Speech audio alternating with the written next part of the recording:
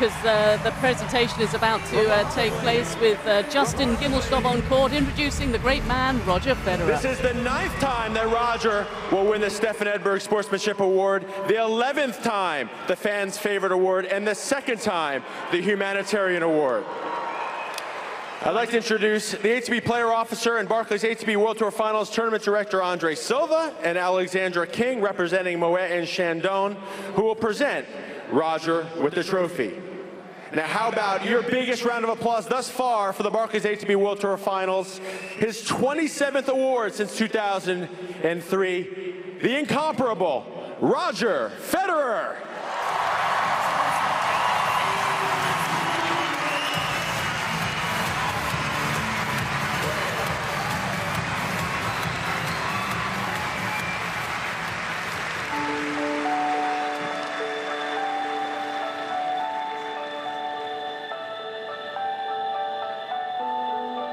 Switzerland's Roger Federer is the winner of the Stefan Edberg Sportsmanship Award for a 9th occasion, as voted for by the players, and he is the recipient of the Arthur Ashe Humanitarian Award.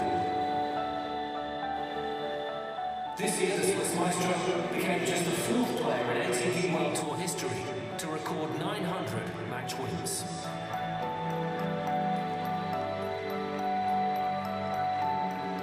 Roger Federer is also the winner of the 2013 ATP World Tour Fans' Favourite Award, presented by Moet and Chandon, for a remarkable 11th successive year.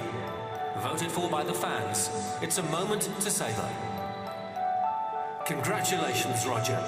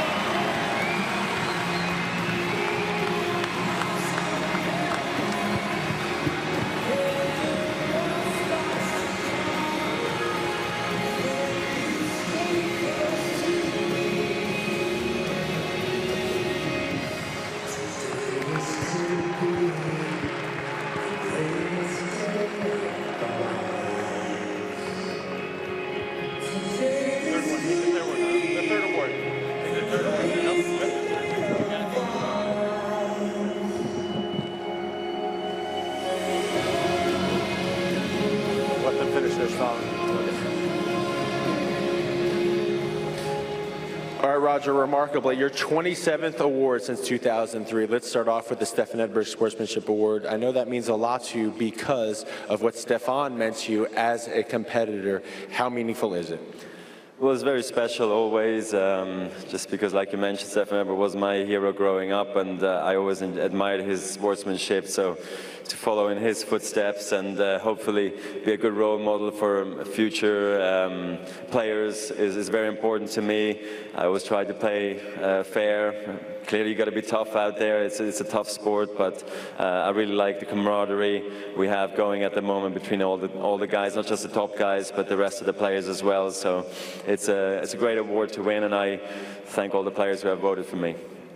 That's another interesting part about this, is that the 3 awards are all voted on in different ways. The Sportsmanship Award is voted on by your peers, the Humanitarian Award is voted on by the ATP staff and executives, and the Fan Favorite Award is voted by people like yourselves.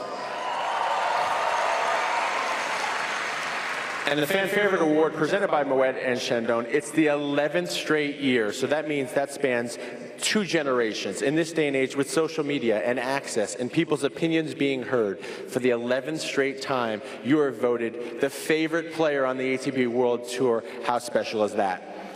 Well, it's a bit overwhelming, to be quite honest. I've been in the game for a long time, so that has maybe helped me a little bit to gain a lot of support and fans around the world, and I'm very thankful to all of you guys always showing up to the stadiums. The ovations I get walking onto the court when I'm being presented is just beautiful. I feel like I'm playing at home almost everywhere I go now, and that's what keeps me going, what keeps me playing, keeps me working really hard in the off-season. So I can't thank everybody who has voted for me enough, and all the support you've given me over all the years. And that is, yeah, I'm forever grateful, so thank you.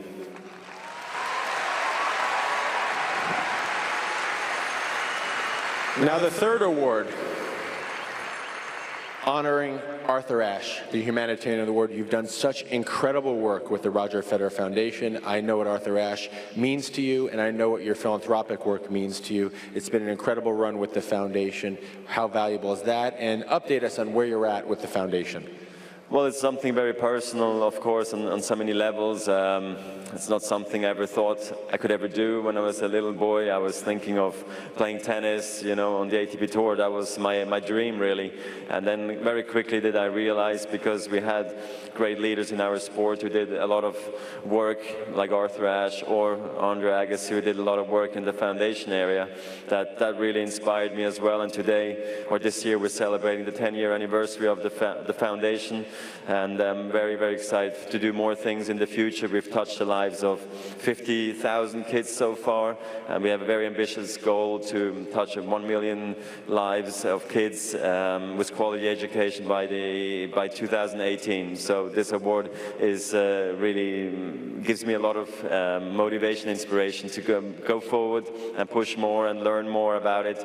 And it's a great honor for me to receive this award for the second time. Roger, congratulations on behalf of the fans, the ATP staff, and the players. Thank you for everything you have done and continue to do for the sport. Roger Federer's 27th award since 2003.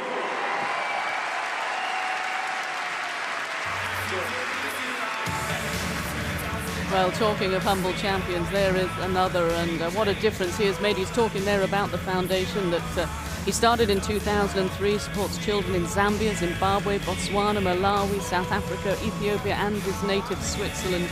And he's very much involved in that, and travels to those countries to see the work done.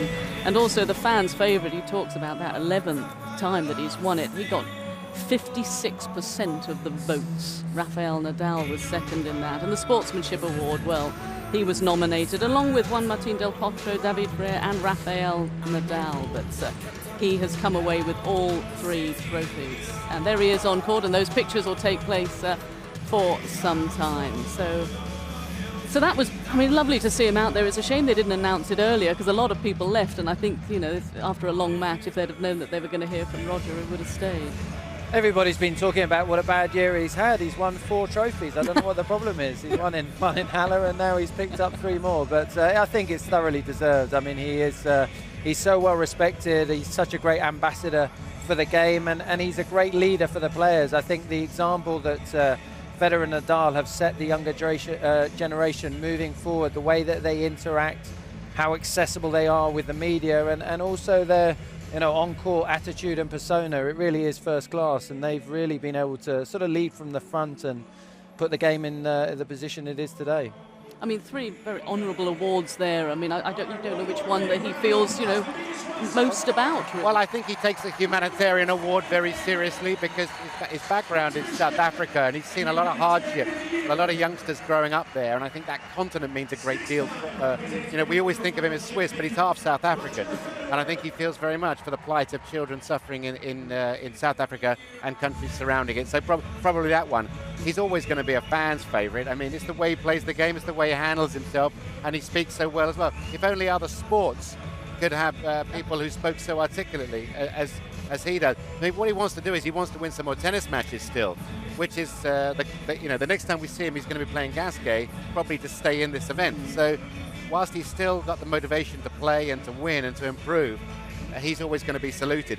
I mean, in 3 years, we'll probably still be saluting him, because he'll still be around trying to get in amongst the very top 2 or 3.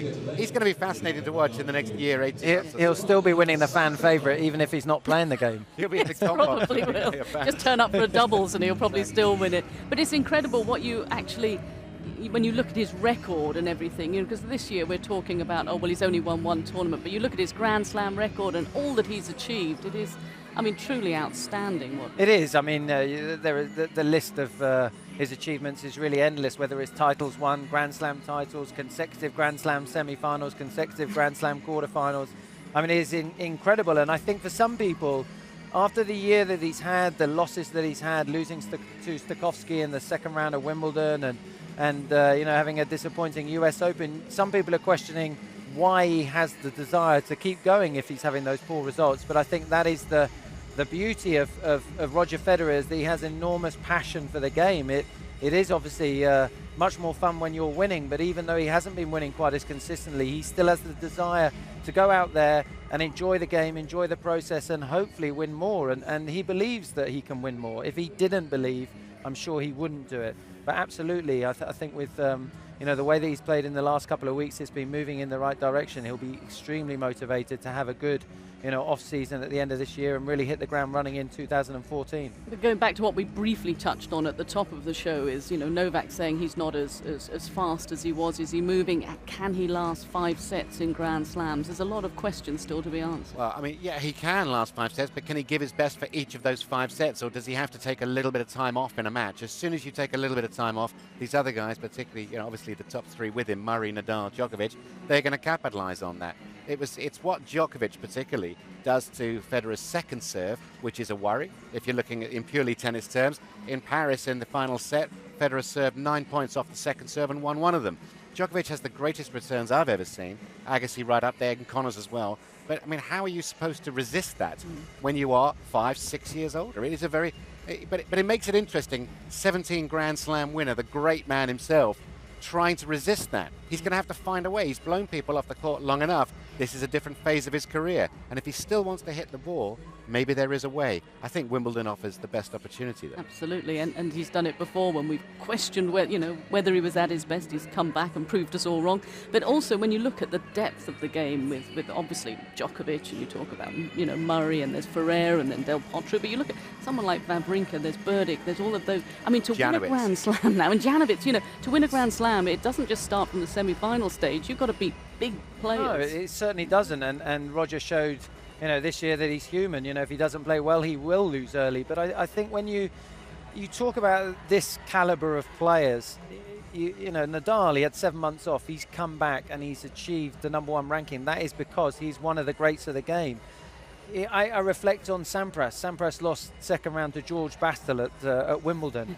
And all of a sudden, people were saying, oh, he's got to retire. He's got to hang his rackets up. He's damaging his legacy.